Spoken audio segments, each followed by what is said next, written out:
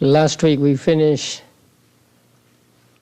18 Nibbana rupas, or concretely produced matter. Today we'll study the other ones. Anibbana rupa, non-concrete matter. Now, the first 18 are the real rupas, real matter, and the other ones, beginning with the space element, are not real rupas, and they are called in Pali anibbana, and it is translated as non-concretely produced matter. Actually, non should be connected with produced, so not concretely produced, or not produced concretely. That means these 12 rupas does not arise from the 4 causes of matter. Now we'll study the causes of matter in the 3rd section. So these 12, beginning with the space element, exist as attributes or some modes of the concretely produced matter. That means they are not concrete matter, but they are some quality or some attribute of the concrete matter. So they are actually not included in the Paramattha Dhammas, and they are not included in those that are object of vipassana meditation. And if you look at the beginning of the 7th chapter, page 264,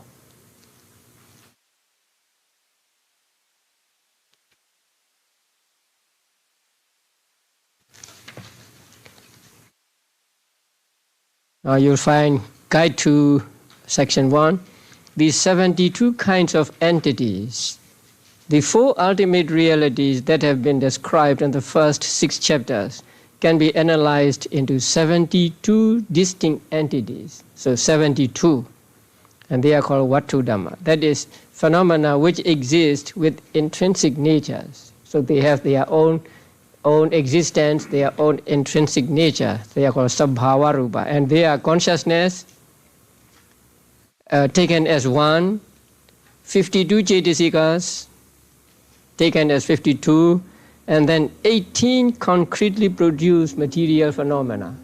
That means 18 Nibbana Rupas. And the last one is Nibbana, which is 1. So when we add them up, we get 72 kinds of phenomena.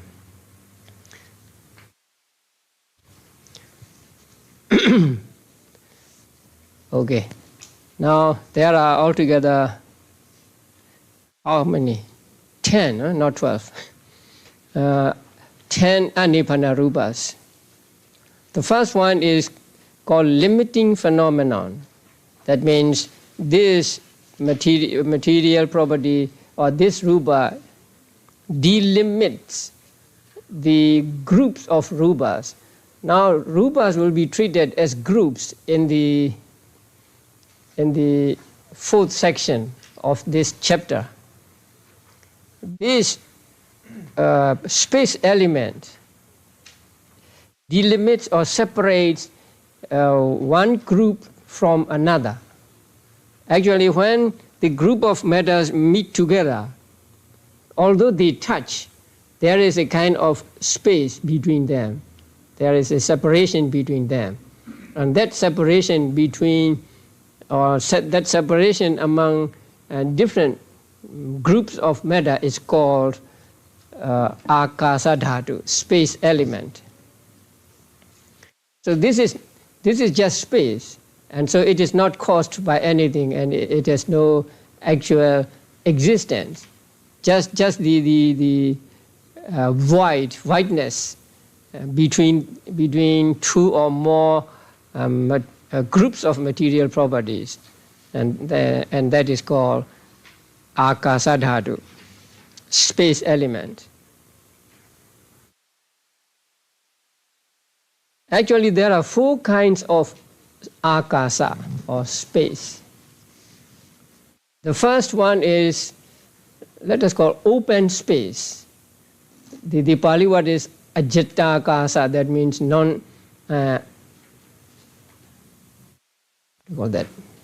unentangled space. So that means just open space, like we see now, say, open space between the earth and the sky, and these open spaces are called ajita akasa. And then the next one is called delimited space. That is the space in the windows and doors, or the space in the pots and vessels and so on. So that space is called delimited space, paricchennakasa in Pali. And that kind of space is the concept of space, which is the object of the first arubhavajara consciousness. The object of first arubhavajara consciousness is a concept of infinite space. So that is called space obtained by removing the kasina object or kasina sign. And the last one is this one, delimiting space. So the second and the fourth are different. The second is delimited space, space which is limited by other things, by a door, by a window, by a vessel, by a pot, a hole. Is the space and the hole is called the delimited space.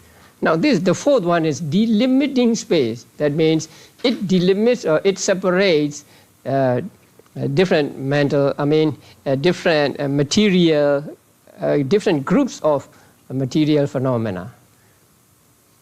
So only this is called space element here, the last one.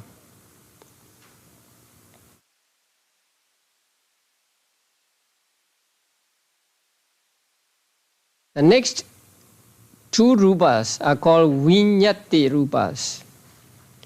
Viññati means making known. So it is translated as intimating material phenomena. By kaya viññati or vaci viññati, we make our intentions, our desires known to other people. So those are called intimation or intimating material phenomena. So we communicate by these intimating material phenomena. Now, it is a particular mode or modification in the material properties. Now the first one is kaya viññati, bodily intimation. That means intimation by the body. Now when I make this gesture, right, especially in this country, not in our countries. In our countries we use another kind of gesture. So when I make this gesture, you know that I want you to come here, right? Come here, like that. So this the movement of my fingers, movement of my hand, there is some kind of particular mode in this movement. Not all movement is called viññati, because the movement of the trees doesn't make us know anything. It is just movement. But when I move my hand like this, you know that I want you to come here. So some kind of, some mode in this movement is what is called kaya viññati, bodily intimation. And this movement arises because I have first the intention to move the hand. I want you to know that I want you to come. So I move my hand. So before moving my hand, I have the desire or intention to move.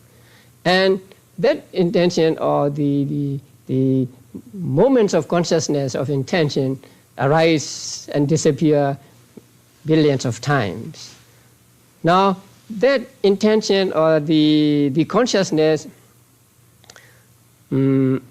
accompanied by intention produces material properties, rupas, especially vayo, I mean the air element.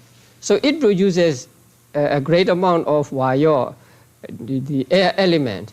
And what we see to be movement is actually the increase of that vayo. So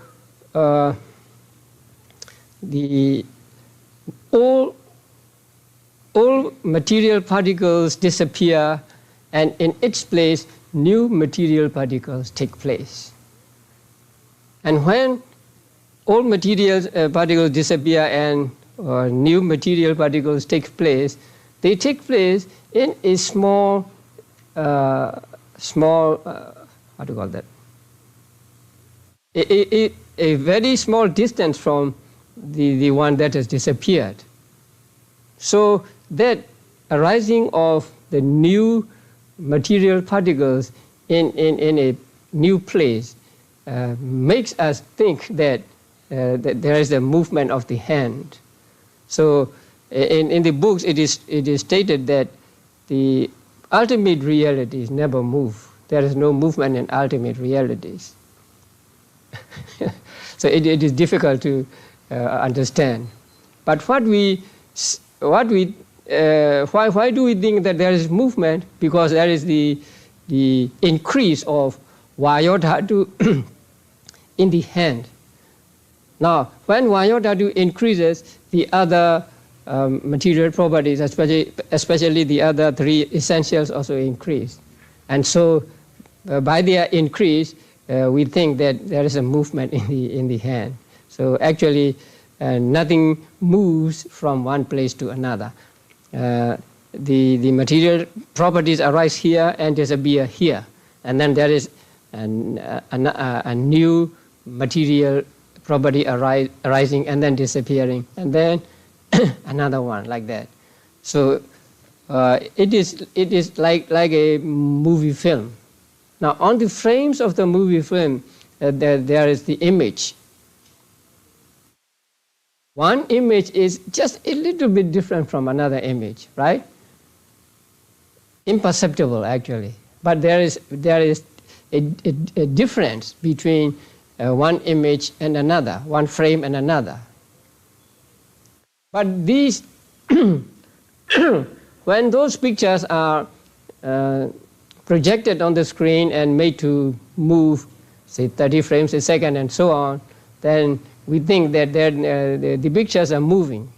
Actually, we do not see pictures moving. We see pictures, different pictures at different places, and then our minds combine those pictures into one moving picture. So what we see is not a moving picture, but many pictures at different places. So here, so when I make a gesture like this, then there is movement in my hand, and that movement which I make with the intention of calling you is what is called kaya viññati. So there is a kaya viññati in movements when we intend to call something or intend to let you know some kind of my desire or my idea. But not every movement is kaya viññati, because when we are asleep, our bodies move. But in that case, nobody knows what you mean or what we mean, and so there is no viññati in those movements. So that is called kaya viññati, bodily intimation. The second one is vaci viññati, vocal intimation. That means speech. I make my desire, my intention known to you by speech, by talking to you. I will say, come. Now you know that I want you to come here. So by these words, what means by this sound, saddha, I make you understand that I want you to come to me. So that my saying come is what is called vaci viññati. Here also, the sound come is and not the vaci viññati, but something inherent in that sound, that I make the sound and I have the intention for you to come. And so that particular mode of sound in my mouth, which issued from my mouth, is what is called vaci viññati. So it is very close to sound. And when I want to say something, now again I have the intention to make that sound, and that produces here what is called the first one, earth element, or Patavi dhatu. So it produces Patavi dhatu in my throat, and that Patavi dhatu may be many particles of Patavi dhatu. How do you call that? I don't know the word. Pushes against the other dhatus in the throat. So they meet together and friction, right? So that friction makes the sound come out. So in this case, what is in excess or what is prominent is the Patavi, the earth element. In the case of kaya viññati, what is in excess or what is prominent is air element. So in kaya viññati there's an excess of air element, and in vaci viññati there is an excess of Patavi, earth element. So sound is just that friction, the outcome of that friction between one element and another or others. So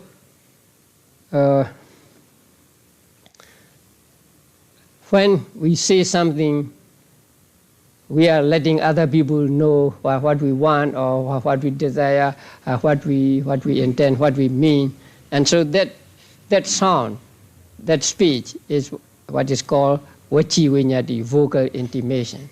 So these are also not separate material properties actually. Some mode, some modification that we detect in the hand or in the sound. So that particular mode is what is called viññati. And that viññati is said to be not visible. What you see is not viññati, but the visible object in my hand. But from this you infer that he wants me to come, like that. So actually viññati cannot be seen. You know, when we classify into the different classes, you will see that among the 28 material properties, only one can be seen. The others cannot be seen. Seen with the eyes. So the others can be seen only through mind. So viññati are those that are not visible to the to the physical eyes. Okay, so these two are called here Viññati Rupa. Now the next group is called Vikara Rupa, mutable phenomena. That means the change, or here also a special quality or a special mode of the phenomena. So there are three of them, and they are Rupasa Lahuta, Rupasa Muduta, Rupasa Kamanyada. Now you have met these three words, Lahuta, Muduta, and Kamanyada, in 52 Cetasikas. So they mean the same. So Lahuta means lightness, Muduta means softness, so malleability, and Kamanyada means wieldiness. So these words are difficult to understand in English, and also in Pali difficult to understand. Lahuta is not difficult to understand. That is lightness of rupa. So when the climate is good, when the weather is fine, so we feel our bodies to be light, right? Or when we have good food, or when we are healthy, we feel that lightness in our body. So that is Rupasa Lahuta. Rupasa Muduta is, it is compared to the leather which is well pressed. So when, I think they have to press or to, what do you call this? Smash. To smash the leather so that it becomes soft and you can make it into anything. So something like that. So Muduta, the literal translation of Muduta is softness. That also we feel when the weather is good, when we are healthy. And Rupasa Kamanyada, wieldiness. Now it is compared to gold, which is refined. When gold is really refined, then you can make this gold into any ornament you like easily. So Kamanyada is like that. And these three arise always together. When there is Lahuta, there is also Muduta and Kamanyada.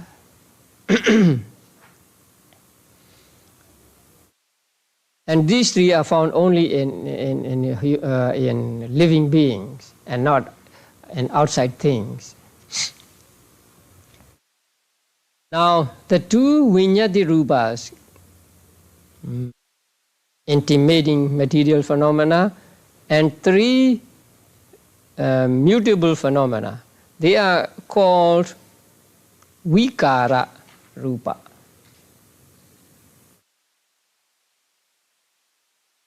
So there are 5 Vikara Rupas, 2 Viññatis, and 3 we don't know, I don't know, huh? Mutables, Vikara Rupas, right. So they are called Vikara Rupas. They are a kind of some mode or modification or some attribute of the concretely produced matter.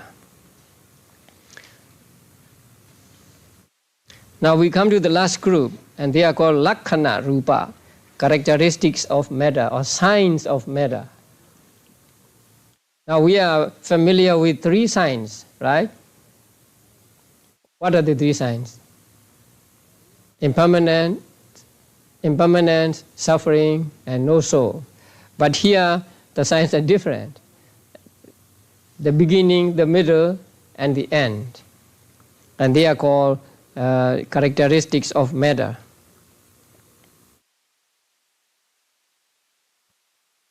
The first one is called Rupasa Upachaya, and it is translated as production. The second, Rupasa Santati, continuity.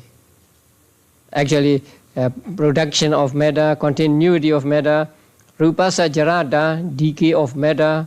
Rupasa anicca, impermanence of matter. Impermanence here means end or dissolution or death of matter.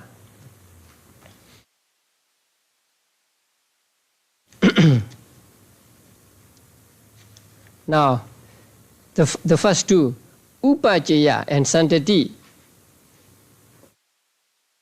are both terms for the genesis or arising of birth of matter.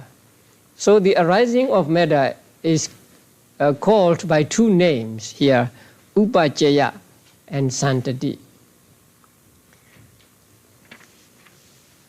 So the commentators try to explain the difference between upajjaya and santati.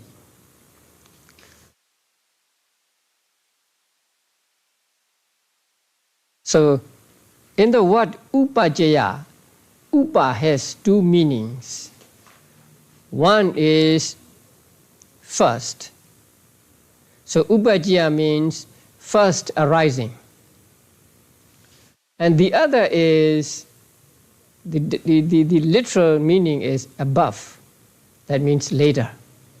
So arising first and arising later. That is called upajjaya. One arising has two modes here. First arising and later arising. And after that, there is the continuity of material properties arising. So that is called santati or continuity. Now, at relinking, at relinking for, let's say, human beings, 30 material properties arise. So at relinking, there is a arising of 30 material properties, and that arising is called upajjaya.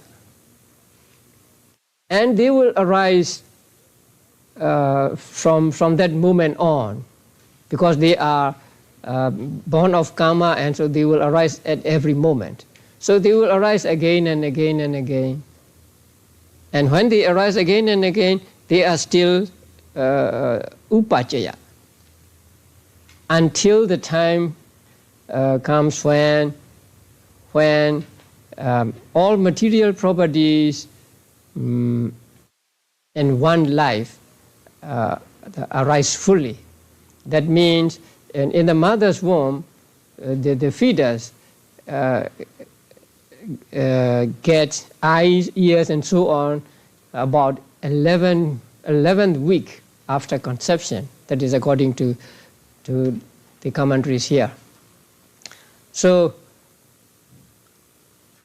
until that time, let us say until the 11th week, these material properties arise.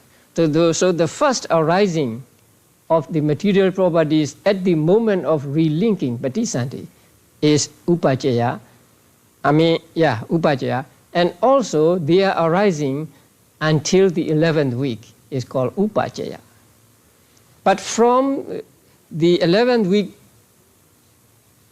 on, their arising is called santati, the whole life, until 17 moments before death consciousness. So in one life, upajjaya can be understood to have taken place and at the moment of relinking, and also until about 11 weeks, if it is a human being. But if it is a deva, they have all necessary material properties right at the moment of relinking. So they are arising at the relinking is called upajjaya, and then the others santati, continuity. So just one arising is here called by two names, upajjaya and santati. Jarada, you know jarada, decay, getting old. Now what is the lifespan of material property. What is the lifespan of rupa?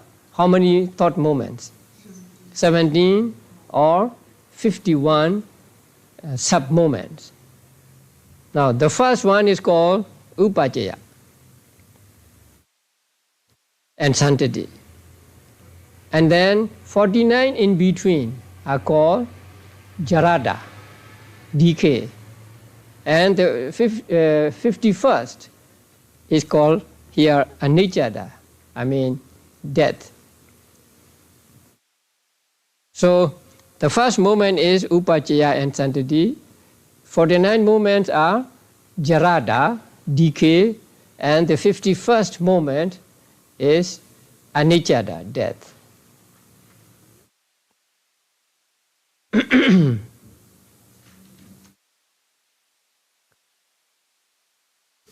Actually, they are also not concrete matter.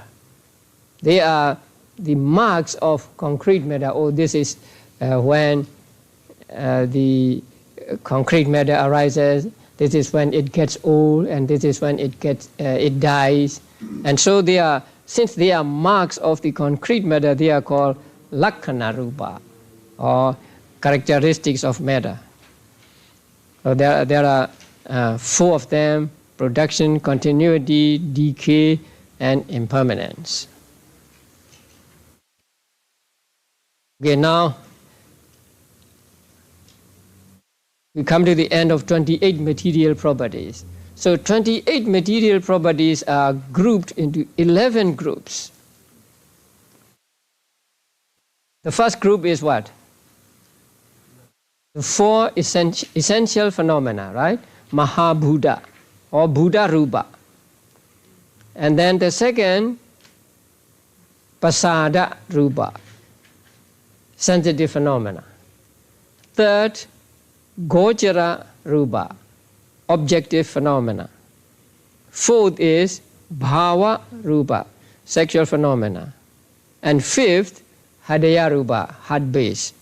And sixth, Jivita Rupa, life faculty. 7, Ahara, nutriment. And 8, Paricheda Rupa, limiting phenomena. And 9, Viññati Rupa, communicating phenomena. And 10, Vikara Rupa, mutable phenomena. And 11, Lakkhana Rupa, characteristics of matter. So by group there are 11 groups, and by counting one separately we get 28 material properties. And among them, the first 18 are called Nibbana Rupa, concretely produced matter, and the other 10 are called Anibbana Rupa, non-concrete matter. These 28 material properties may be compared to the periodic table in chemistry. They are also, they have arranged the element into some order, right?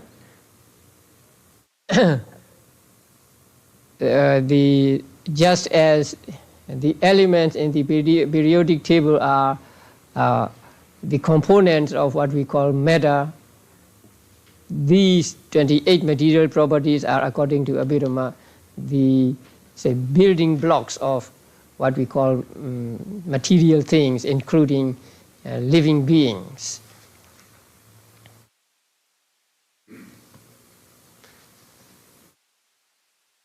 Again, 28 material properties can be divided into 2. What are the 2? Essentials, 4 essentials and 24 dependent matter. Dependent matter means those that depend on the 4 essentials for their arising. So only when there are 4 essentials can they arise. If there are no 4 essentials, they cannot arise. So they are called dependent phenomena. And it is mostly translated as derived phenomena. Right? And that is not so good. So we'll use the word dependent phenomena. So in Pali they are called Buddha Rupa and Upada Rupa. You must be familiar with these terms. When you study Patthana, you'll find this many times. Upada Rupa and Buddha Rupa. So 4 Buddha Rupas and 24 Upada Rupas. Among 24 Upada Rupas, there are eye sensitivity and so on, Rupa and so on, and then femininity, masculinity, heart, life principle, and nutriment. And then the non-concrete matter, they are limiting phenomenon, communicating phenomena, and mutable phenomena, and characteristics of matter. Now, let's go back to the beginning. How many Buddha Rupas are there? 4, right? And then how many Pasada Rupas, sensitivities? 5, yes. And how many objective Rupas?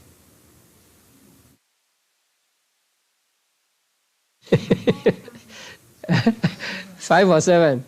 7. Because Potapa is Patavi, Tejo, and Vayo. So 7. Kojara. And then Bhava Rupa, sexual phenomena, 2. Heart, only 1. Life principle, only 1. And nutriment, only 1. And then limiting, 1. And communicating or intimation, 2. Mutable, 3 or 5. Actually 5, yeah? Including the intimations. And then characteristics, 4. Okay, so we get 28 material properties. So these will be like the 89 types of consciousness. You may draw a diagram with dots showing these 28 if you want to. I think Newt has done this before.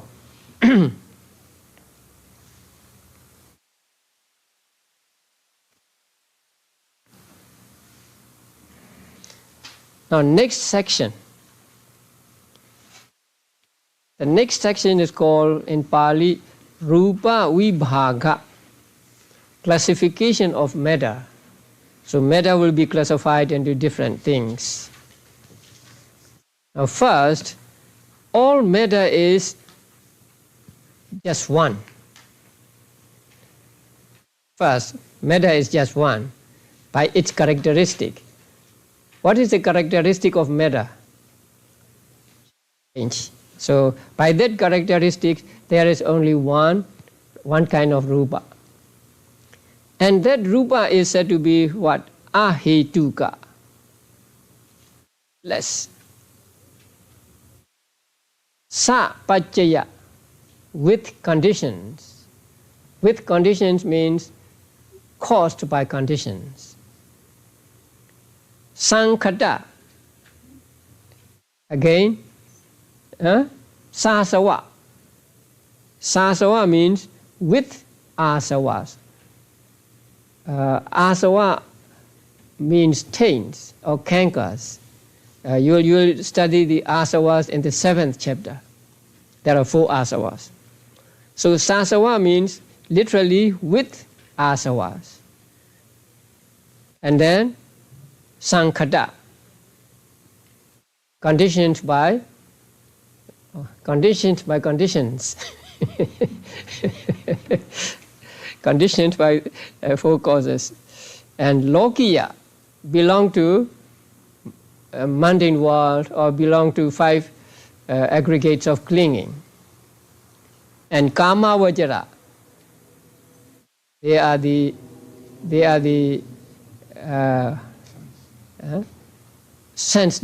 object of sense desire. And then anaramana, no object. They don't take any object. They have no ability to take objects.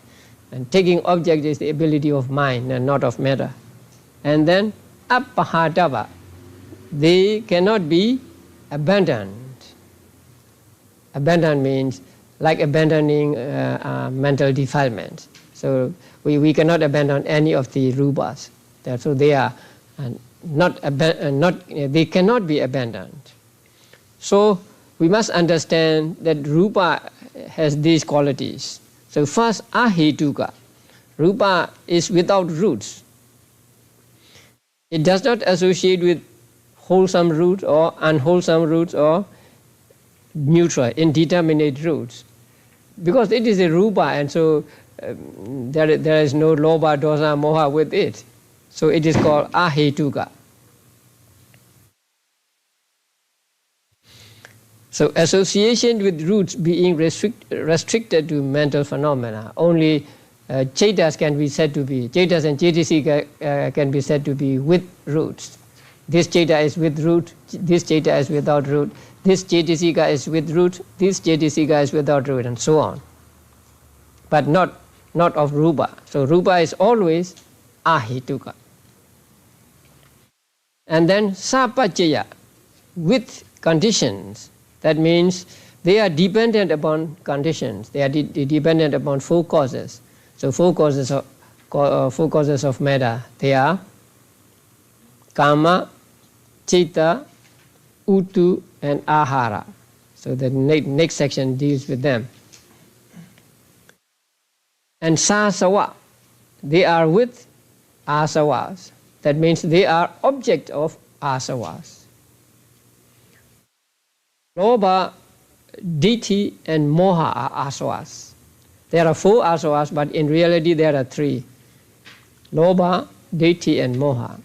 So the metta is the object of lobha, ditthi, and moha. So they are called sāsava.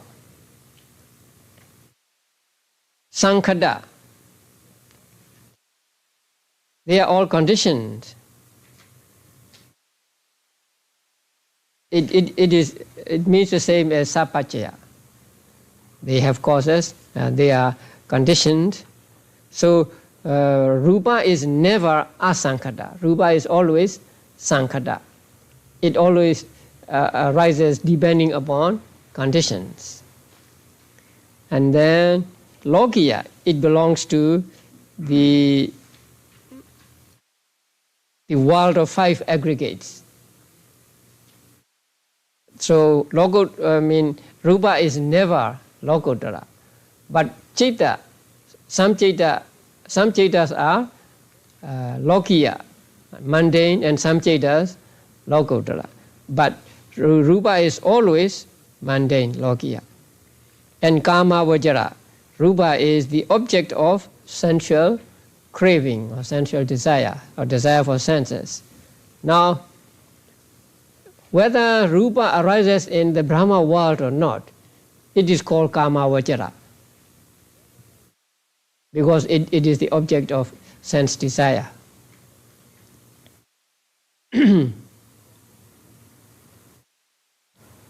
may remember the classification of objects into kama vajara object, rupa vajara object, kama vajara object, mahagata object, and lokuttara object. So there, kama vajara object means kama vajara cetas, cetasikas, and rupa. So rupa belongs to kama vajara objects. So it is called kama vajara objects because it is the object of sense desire. So whether rupa arises in the human world or in the Deva world or the Brahma world, it is called kama vajara. And then anaramana, it does not take object, so it is without an object. So it does not know the object, it does not cognize the object. Actually, it is the object. So since it is the object and it has no power of cognition, it is called anaramana. Now that is also the difference between rupa and nama. Nama can be both, right? Object and, let's say, subject. One nama can take another nama as object. So nama can be sometimes subject and sometimes object. But rupa is always object. It is never a subject, because it never takes an object. It never knows an object. It never cognizes an object.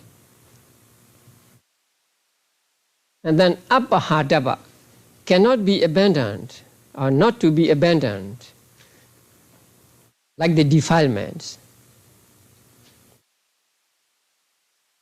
When a person attains enlightenment, when a person attains the first stage of enlightenment, he eradicates, he abandons some mental defilements, doubt and wrong view, right? So, but he does not abandon any matter, any rupa, because rupa cannot be abandoned. So even though one becomes an arahant, rupas are still there. So no rupa is abandoned. So they are called apahādabha. They can never be abandoned. So just one rupa, this one rupa according to characteristics and one rupa according to these qualifications like ahituka, sapajaya, can be of many kinds when conceived as internal and external and so on. So from now on, rupa will be classified as consisting of 2 kinds or 3 kinds, maybe, so on.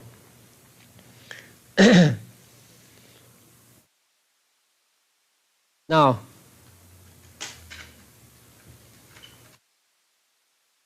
pasara rupa, they are eye sensitivity, ear sensitivity, nose, tongue, and body sensitivity.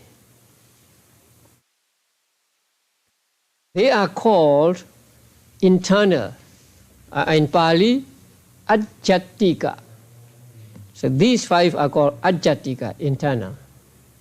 Now, it may be a little confusing, because every material property we possess, we have, is internal, right? It is in us. But here, only these 5 are called ajjatika, internal. And that is because they are very beneficial to us. If we do not have eyes, ears, and so on, we cannot function as a human being. So we'll be like a piece of log. So they are so beneficial to us that only those we call internal.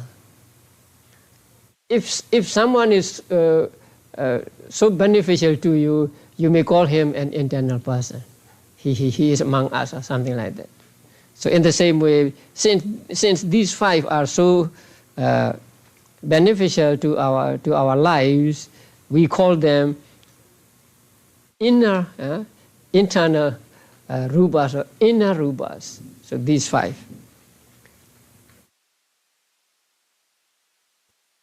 When these are called internal, the rest are called external. So here external does not mean outside the body. They are still inside the body, but they are not as beneficial as the 5 sensitivities. So here they are called external rupas.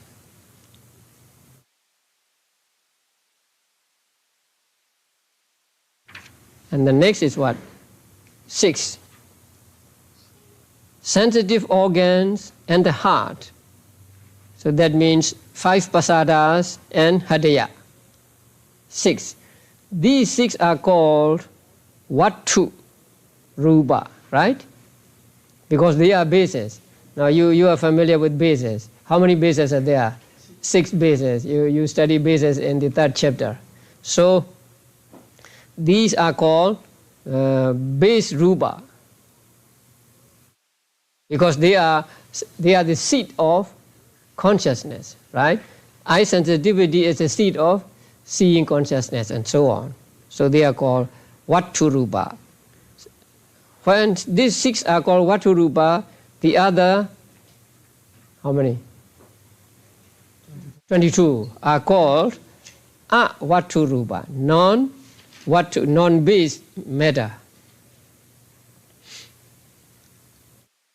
And then 7 kinds, comprising the sensitive organs and the 2 media of intimation.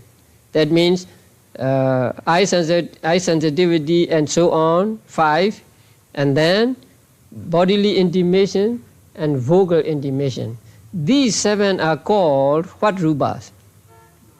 Dwara rupas, door rupas, door material properties. And the rest are called not doors or non-door rupa. Now you know the 5 senses are called doors, right? Because through them the mind, the seeing consciousness and other arises. And the 2 bodily intimation and vocal intimation are called dwara, because they are the doors for karma to arise. Through bodily intimation and vocal intimation, we acquire karma. So they are called dwara. Not that they are seat of consciousness, but when we do something with body, then we have some kind of vinyati there. When we lie, tell a lie, there is some kind of vachi vinyati there. And so they are the doors of karma. So here they are called dwara rupa, door matter. And then the 8 kinds comprising the sensitive organs, they are always there. Sex states and life. So 5 sensitivities, femininity, masculinity, and what other? Life, jivita. So these 8 are called what? Indriya, faculty rupas. Indriya means what? Having authority. Because they exercise a controlling power in their respective spheres. That means if you have no eyes, you do not see. So the eyes have the controlling power over seeing. And if your eyes are weak, your seeing consciousness is weak. If your eyes are not good, your seeing consciousness is not good. And if your eyes are good, and your seeing consciousness is good. So the eyes control the seeing consciousness. So they have the controlling power or authority over seeing. The same with hearing and so on. And then the 2 bhava rupas, sexual phenomena.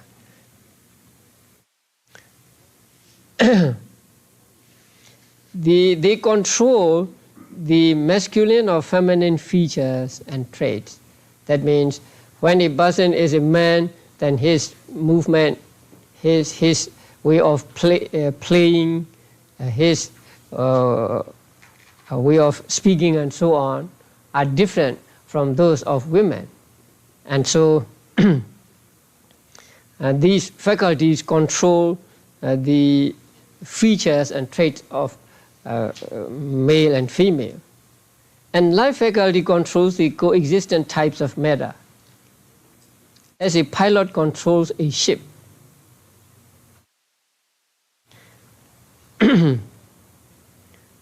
Life faculty is compared to what?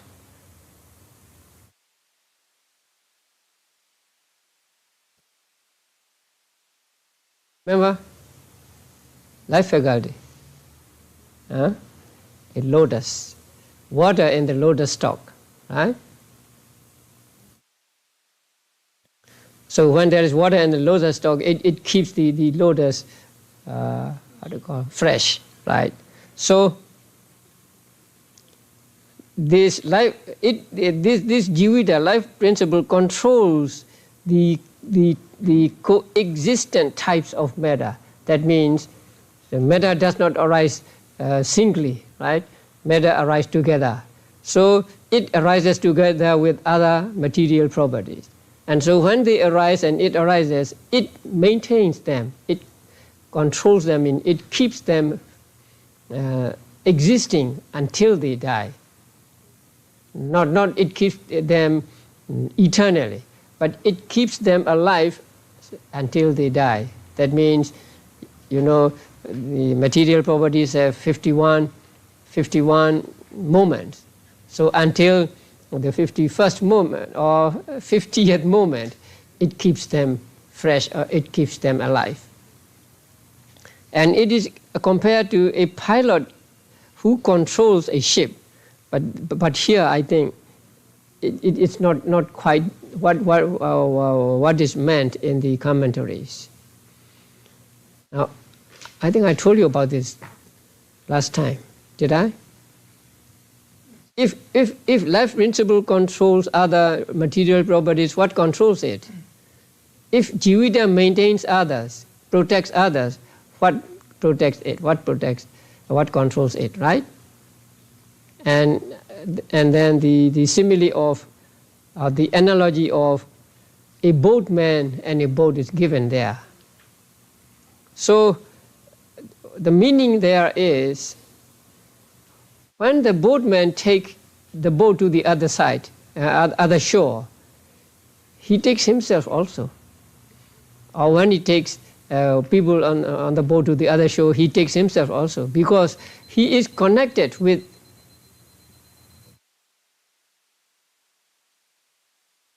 what's happening.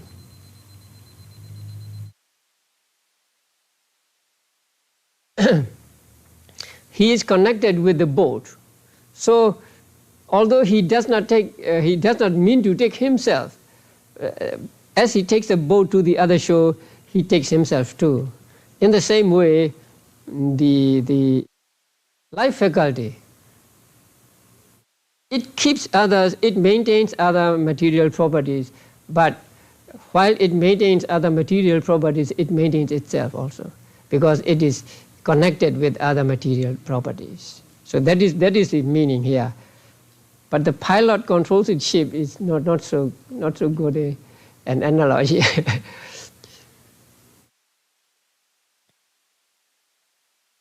Okay, 8 kinds of. Then 12 kinds, comprising the 5 sensitive organs and 7 sense objects. 12, right? Eye sensitivity, and so on, body sensitivity, so they are 5. And then what? 7 sense objects means visible object, sound, smell, taste, earth, fire, and air. So altogether, 12. 5 and 7, 12. They are called what? Gross, or Larika and Pali. Proximate, near, and Sappadiga, with impingement, with impinging. So impinging material phenomena. Then the rest are called subtle, distant, and non-impinging. Now, these sense organs and the corresponding objects, they are subject and object, and so they are said to be gross. Now here, gross does not mean rough or big or whatever. Gross simply means it is easier to see, easier to perceive, not difficult to perceive. Because when you see something, you see that you know that there is eye sensitivity, and you see the visible object, and so they are not difficult to see. So they are easy to see, easy to perceive. That is why they are called gross. Not that they are more substantial than, or they are rougher than the other subtle matter. But here, gross means just easy to see, easy to perceive. Proximate or near. So what is near is easy to see. So they are called near. And also, they are with impinging. That means they come into contact. The eye and the visible object, the ear and the ear sensitivity and the sound. And so there is a kind of impinging, a kind of contact. So they are called sappadika rupa. The rest, I think 16, right? The rest are called sukkuma rupa, subtle rupa. Not so easy to see, not so easy to perceive. Abo, the water element is said to be a sukkuma rupa, a subtle matter. So it's not easy to see. We can see the water, but it's not easy to perceive the water element or trickling characteristic of or cohesion of water element. So it is not as easy to see as the other elements. What is not easy to see seems to be far away. So they are called distant. So here also it is we should not understand distance as real distance, but just it's not as easy to see as the other ones. So they are said to be at a distance and non-impinging. There is no coming together of these.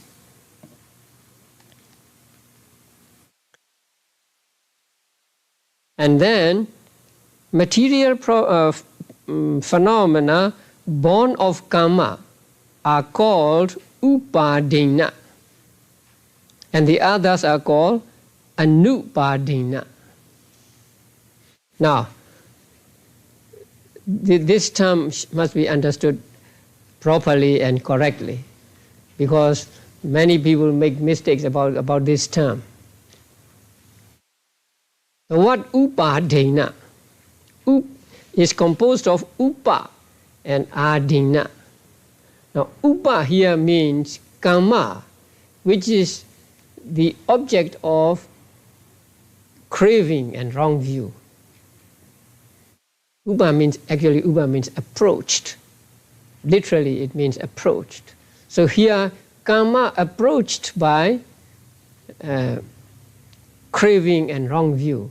That means karma which is the object of craving and wrong view, or karma which is concomitant with craving and wrong view. Actually it is the object of craving and wrong view, because if it is kusala karma, they do not arise together.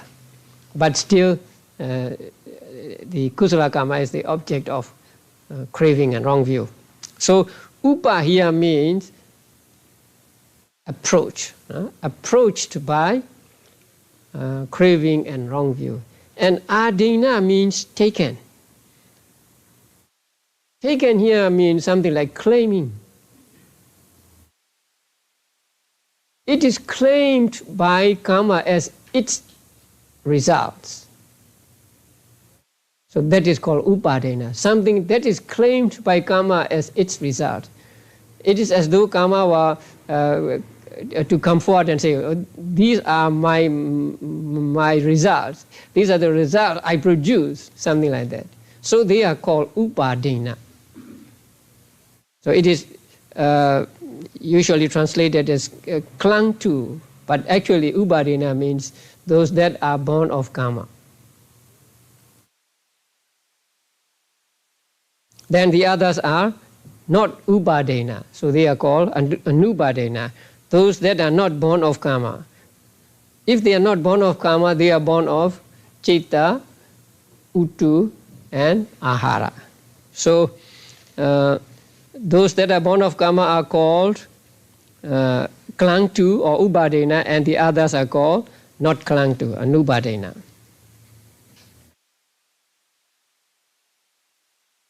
Now, in the book, in the manual, it should be noted that unlike the other pairs of terms used for the purpose of classification, the pair clung to and not clung to does not establish a mutually exclusive dichotomy.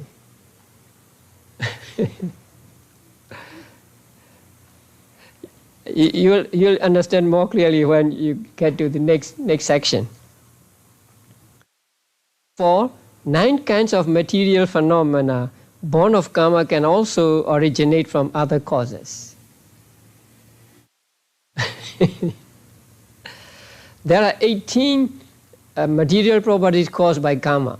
9 are caused by karma only, and the other 9 are caused by karma and others as well. So they are not mutually exclusive. That is one thing. But there is another thing to understand, is that I thought he would write it here, no.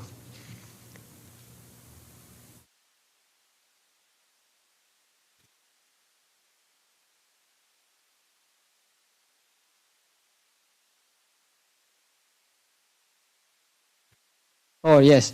Generally, however, in a less technical sense, all organic matter in the body is referred to as clung to, while inorganic matter is spoken of as not clung to. Now, that is important. The word upadena, strictly according to Abhidhamma, means upadena means rupa born of karma, and anupadena means rupa born of not karma. That means rupa born of other 3 causes. But in Vinaya and in other places, upadena simply means organic matter. That means matter in living beings. And anupadena means outside things like this. So that you should understand. Otherwise you make mistakes in interpreting.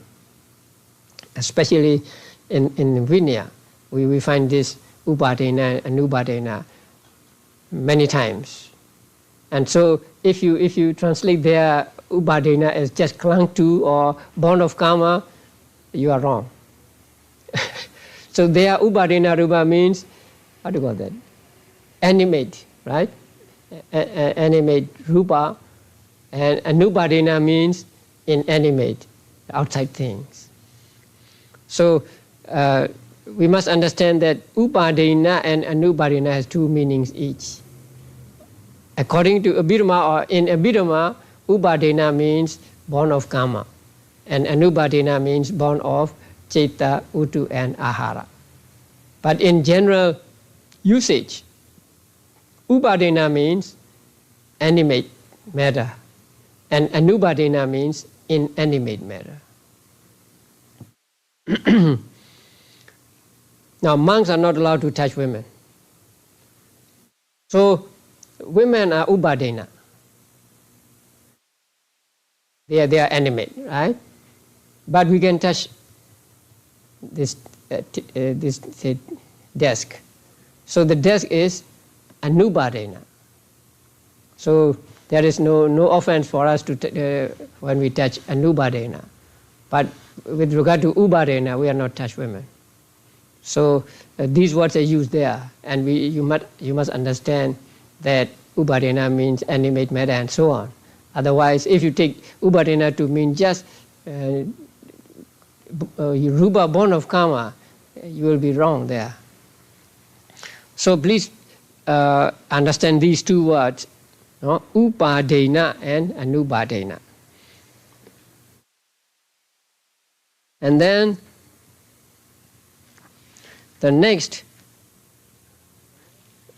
because we started late, though, so we'll finish late. It's okay.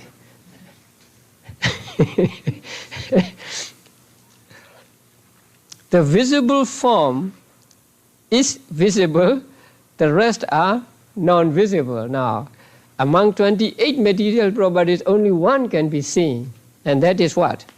Rupa, visible object. So Rupa only can be seen among 28 material properties. The others you cannot see with your eyes. You can see with your mind.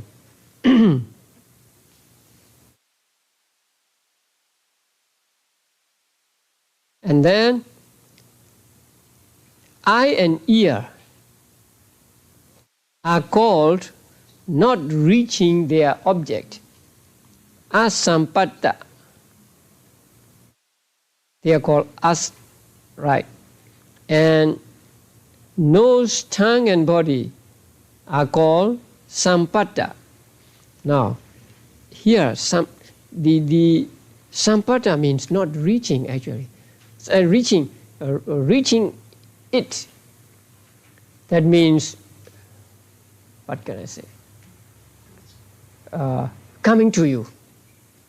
So, eye and ear takes the object which do not reach them. That means before they reach them. And also eye and ear do not go out and take the object outside. And we can say also that meaning. But the correct meaning is that they take objects that have not reached them yet. Now, the material properties, or let's say the sound, right? The sound waves come, and sound waves come and hit our ear.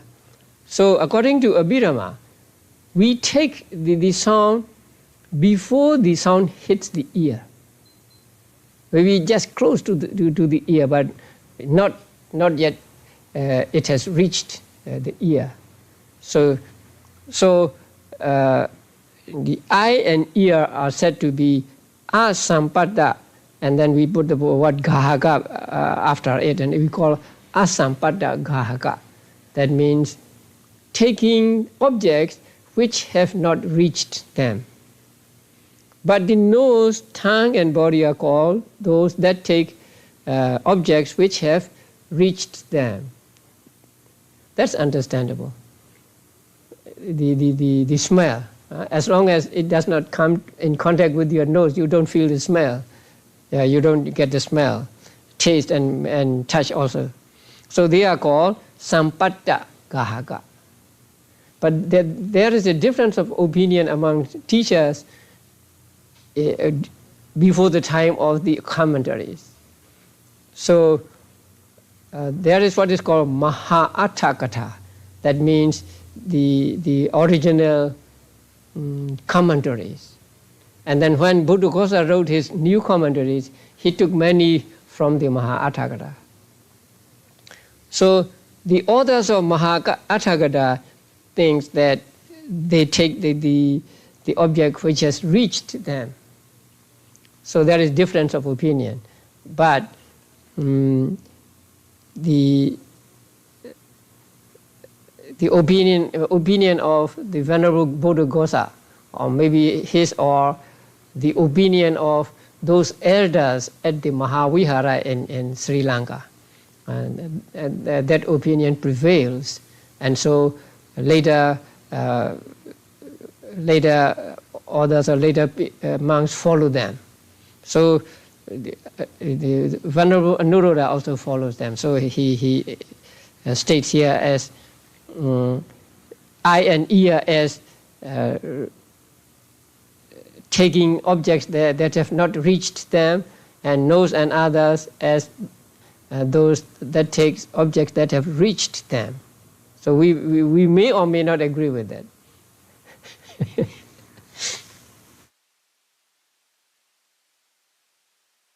And these altogether 5, right?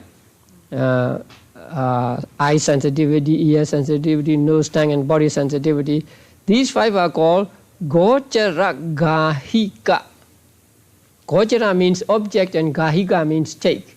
So these 5 are called those that take object. And the others are called agochara-gāhika, those that do not take objects. So the 5 are called what? Those that take object, gochara-gāhika. And the others are called agochara-gāhika, those that do not take object. Now, at the beginning of this section, Rupa is said to be not taking objects, anaramana, right? But here I said it takes the object.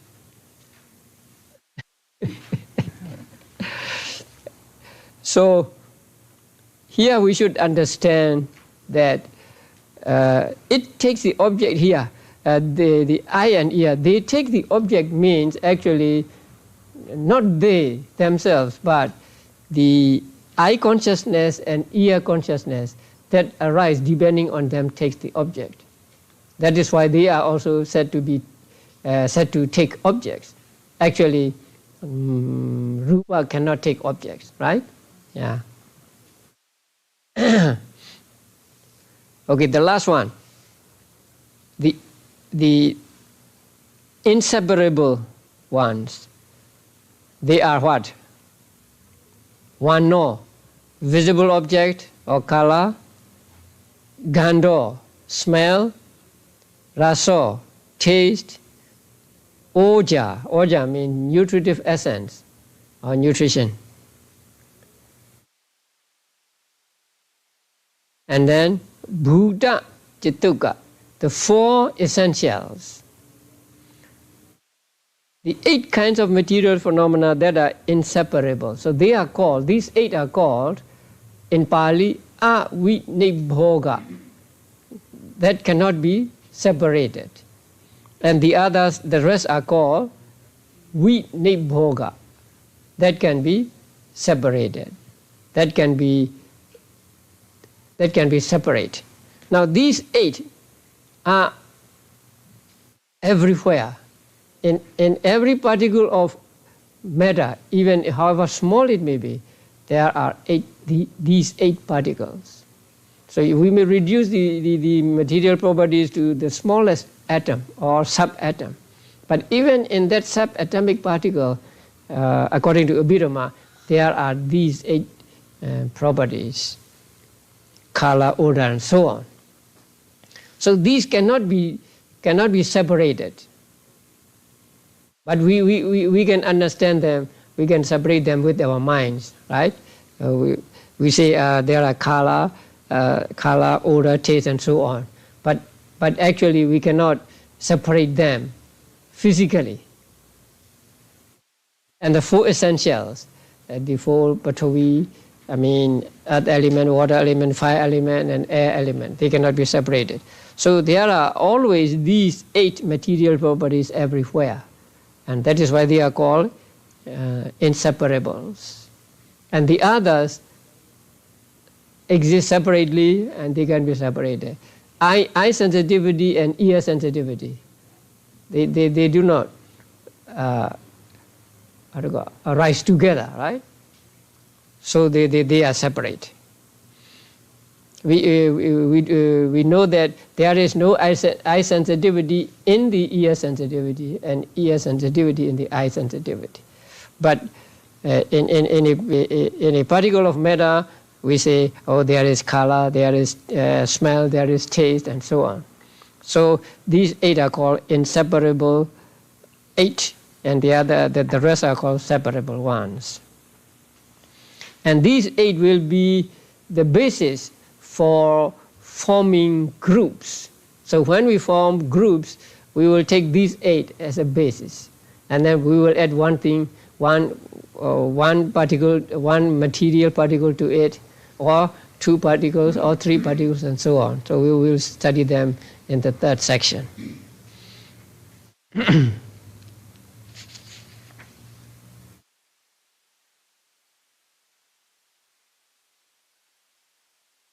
And these 8 elements are collectively known as, on page 246, collectively known as pure octet. That means pure group of 8 material properties. In Pali they are called Suddhattaka. Now Suddha means pure. Pure means not mixed with others. And Attaka means a group of 8.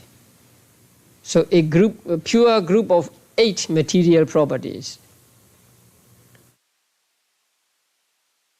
And also they are collectively called Ojattamaka, a group with nutritive essence as the 8th. Because there is nutritive essence among the 8, right? Color, odor, taste, nutritive essence. So they are called Ojattamaka. So these 2 terms, if you read the commentaries in Pali, you will find these 2 terms here and there, especially in the commentaries to Abhidhamma, to Suddhattaka and Ojattamaka. They mean the same thing. Suddhattaka means the 8 material properties, and Ojattamaka also means the 8 material properties. So these 8 material properties cannot be separated. So they are always in every particle of matter. So these 28 material properties can be divided into many classifications, like internal and external, base and non-base, door and non-door, and so on. So the basis here of these classifications is, I think, the 5 sensitive phenomena, right? The 5 sensitive phenomena are internal, right? And the others are external. Then add one thing, heart. And they are called base, Vatu Rupa, and the rest are Vatu. And then what? To add 2. What are those 2?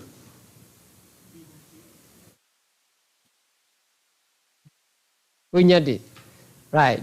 So 5 plus 2, 7. And they are Dora Rupa. Then the rest are non-Dora Rupa. Okay. Then add 3. What are the 3? These 5, bhava, 2 bhavas and 1 jivita. So in Pali you can say pasada, bhava, jivita, right? Pasada means 5 sensitivities. So pasada, bhava, jivita, altogether 8. They are called what rupa? Faculty, indriya rupa. And the rest are anindriya, non-faculty. And then how many? 12. What are the 12? Pasada and Visaya, right? 5 pasadas and 7 Visaya, Gojara. But here the word Visaya is used in the manual. So pasada and Visaya, or pasada and Gojara, 12. They are called what? Gross, near. Gross, near, impinging. And the rest are called subtle, distant, non-impinging. Okay. And then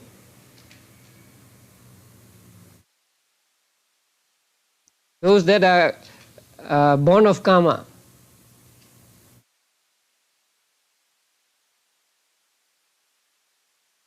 Actually, there are 18. We will see them later. So they are called, the Pali name, Upadina. And the others are called Anubadina, right? And you must understand Upadina and Anubadina meaning differently, right? Animate and inanimate. And then what? Or only one? Huh? Rupa, right? Visible object, right? That one is the only one that can be seen, and the others that cannot be seen. Or in here it is said they are with seeing and without seeing, the same thing. And then those that take the object that have not yet reached them, there are two. What? Eye and ear. And then those that take the object that have reached them, nose, tongue, and body. And these five are called object taking, right? Object taking rupas. Gochara gahika, object taking rupas.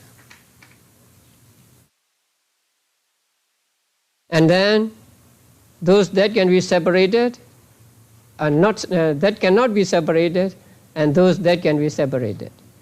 So what is the Pali name for them? Avinibhoga,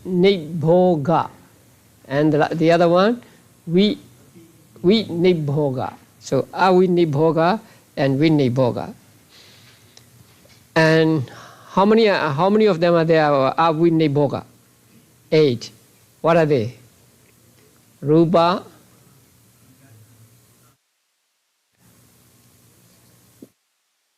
smell, right? Say visible object, smell, smell and odor are the same. Taste, yeah. And then oja means nutrition. And then 4 essentials.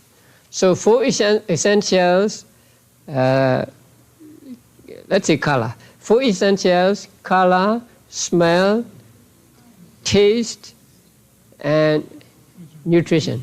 So these 4 are called avinibhoga rupa. And the rest are called vinibhoga. Can you tell me another name for avinibhoga rupa? Inseparables. Suddhataka, right? Pure octet. And another name, Ojathamaka. Right? Oja as the 8th, Ojathamaka. So these have 3 names, right? Avinibhoga, Suddhataka, Ojathamaka. We will find the word Suddhataka in the 4th section.